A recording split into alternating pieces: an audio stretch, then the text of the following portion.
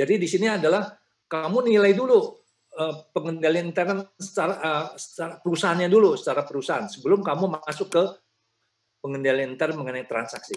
Ya, jadi sebagai contoh ini ya, kamu nilai dulu dewan direksinya bagaimana, apakah yang tidak efektif atau kegagalan dari manajemen untuk mendapatkan proses, ataupun untuk mengidentifikasikan, menilai, atau mengendalikan risiko kunci, mempunyai potensi merusak pengendalian kebanyakan dari tujuan.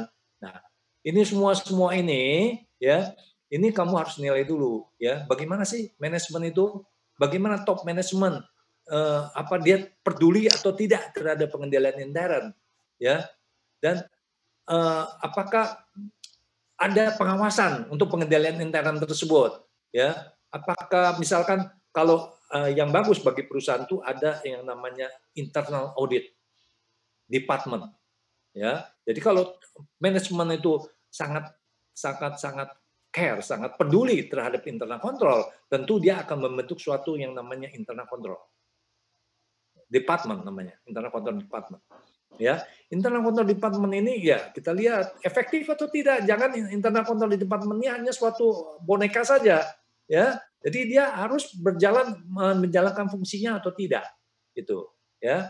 Jadi ini kita lihat dari segi perusahaannya dulu ya, resikonya ya. Kalau memang direksinya tidak ada peduli mengenai internal control ya, dia pun ada kesalahan juga tidak dia peduli apa segala, itu berarti resikonya sudah besar. Kamu sudah prediksi ini resikonya besar perusahaan ini, ya. Nah, kemudian sama juga auditor harus mengevaluasi mengenai efektivitas dari pengendalian intern yang dihasilkan oleh IT.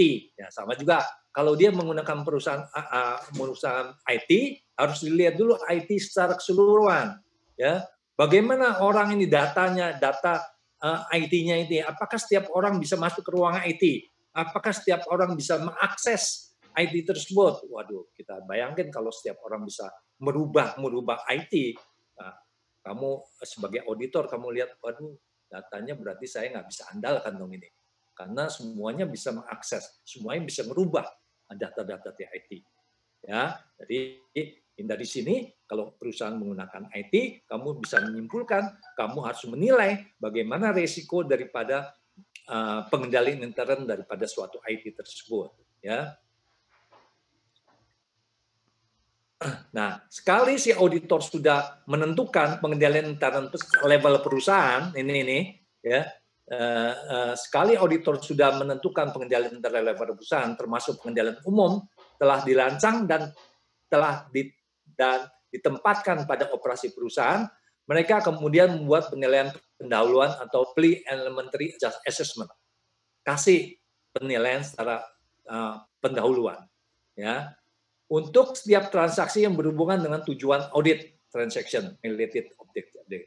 Nah, berikutnya baru masuk ke transaksi. Transaksi apa? Transaksi penjualan, transaksi pembelian, transaksi pembayaran upah, transaksi untuk pembelian aset tetap. Nah, ini semua baru masuk ke sana, ya. Oke, ya. Nah, nanti kamu lihat sendiri semua ya. Nah, kalau kita lihat di matrik ya, itu bisa dilihat di matrik risiko itu di figur 12.3. Kamu lihat figur 12.3. Ya. Jadi itu adalah dokumentasi yang harus dibuat oleh si auditor, ya. Biasanya dia akan membuat seperti ini, pada figur 12.3 itu. Ya. Pada figur 12.3 itu diberikan contoh, ya, matrik risiko untuk Hillsborough Hardware untuk siklus penjualan, ya, siklus penjualan pada Hillsborough Hardware, ya. Kita lihat tuh, ya, di paling atas dan di paling kiri sekali, itu Bang. Kalau yang paling atas itu adalah sale transaction related audit objective. Ingat tujuan daripada audit itu apa? Tujuan dari audit itu adalah transaksi related audit objective, satu balance audit objective, yang ketiga adalah presentation dan disclosure. Ya, ini yang paling atas ini adalah sale transaction related audit objective. Di mana itu ada berapa itu? Satu, ini lihat nih, ya. Sell transaction related objective ada dong ya kemarin ya di chapter berapa itu, chapter 8 tuh. Kamu lihat itu apa?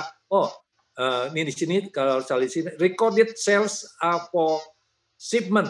Jadi semua penjualan dicatat berdasarkan pengiriman barang actually made ya to non-fictitious customer. Jadi semua pengiriman barang ya untuk customer yang benar-benar terjadi, ya bukan fictitious, bukan yang palsu, ya, bukan yang fiktif, ya, telah dicatat sebagai penjualan. Nih, ya. Yang kedua adalah existing sales transaction are recorded, bahwa transaksi penjualan telah dicatat, ya.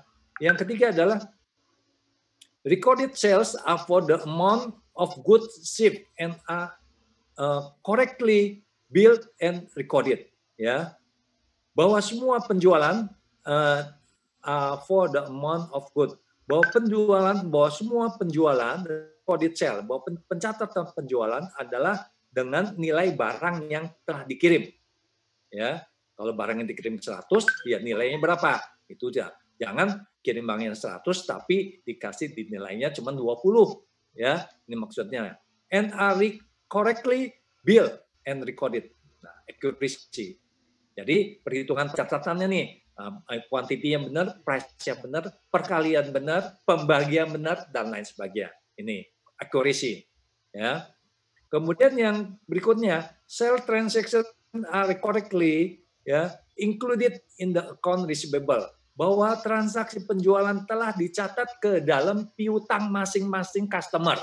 Ya, nah itu kalau di dalam transaction related objective itu adalah posting and summarizing. Itu benar nggak? Ya. Kemudian sell transaction correctly classified, bahwa transaksi penjualan telah benar-benar masuk ke dalam penjualan, perkiraan penjualan. Jadi jangan salah masuk kamar perkiraan ini, ya. Jadi classification ya penjualan masuk ke penjualan, jangan penjualan masuk ke fixed asset. Ya, nah itu ini classification, ya. Kemudian sales are recorded on the correct date, bahwa semua penjualan telah dicatat pada tanggal invoice, ya. Ini yang disebut timingnya. Jadi jangan penjualan tanggal hari ini, misalkan tanggal 4 Juni, dicatatnya tanggal 30 Juni. Itu kan berarti timingnya salah, ya. Nah, ini semua adalah sell transaction related objective, ya. Nah, kita lihat di bawahnya. Kalau di bawahnya itu ya paling kiri sekali adalah internal control-nya. Ya, internal control yang ada di dalam perusahaan tersebut. Ya, tentu ini ya ini adalah harus ditanyakan kepada manajemen perusahaan, ya. Ada dalam rangka pemahaman kamu punya auditor untuk memahami internal control-nya tersebut, ya. Ini tadi tahap 1 ya, tahap 1 itu memahami. Nah, dari pemahaman itu kita akan melihat, oh begini loh transaksi siklus penjualan kamu, internal control-nya ada di mana aja tuh. Nah, kamu lihat tuh internal control-nya, ya. Credit is approved automatically by computer by comparison to authorized credit limit. Oh, ternyata bahwa kredit limitnya secara otomatis ya dihasilkan oleh komputer, gitu ya. To authorized credit limit ya. Jadi di dalam komputernya sudah ada kredit limitnya berapa lama ya. Untuk customer ini berapa lama, customer ini berapa lama. Itu udah ditentukan ya. Oh ini udah ya. Berarti kalau yang kredit approved automatically by computer itu yang itu kan ada di mana nih internal controlnya? Di atas sell transaction related objective ada di mana nih? Ya, ada di recorded atau ada di occurrence atau di completeness atau di accuracy atau di posting and summarization, ya. Internal controlnya itu kan pasti ada di recorded sales, ya. Recorded sales ini ada di sini, ya. Di sini kasih C, kasih D, ya. Kalau C itu kamu lihat di bawah kontrol, berarti itu ada kontrolnya.